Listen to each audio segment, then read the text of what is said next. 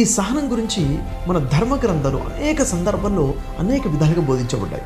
ఋగ్వేదం 10వ మండలము 191వ సూక్తము 2వ మంత్రాన్ని చూసుకుంటే మానవుడు సమయాన్ని సహనాన్ని పంచుకునే సామర్థ్యాన్ని కలిగి ఉండాలి అని ఉంది.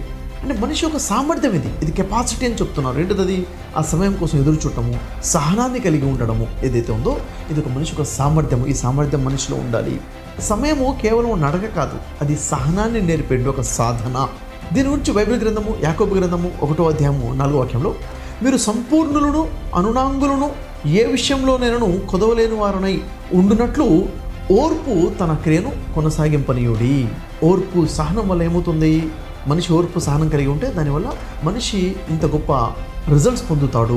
అంటే ఎలాంటి కొదవ లేకుండా సంపూర్ణంగా ఉన్నటువంటి ఒక రిజల్ట్ అనేది జీవితంలో చూస్తామని చెప్పడం జరుగుతుంది. ఖురాన్ గ్రంథము 2వ సూర 153వ వాక్యంలో, నిశ్చయముగా సహనం గల వారికి తోడుగా దైవం ఉంటాడు, వారికి దైవం సహాయం చేస్తాడు.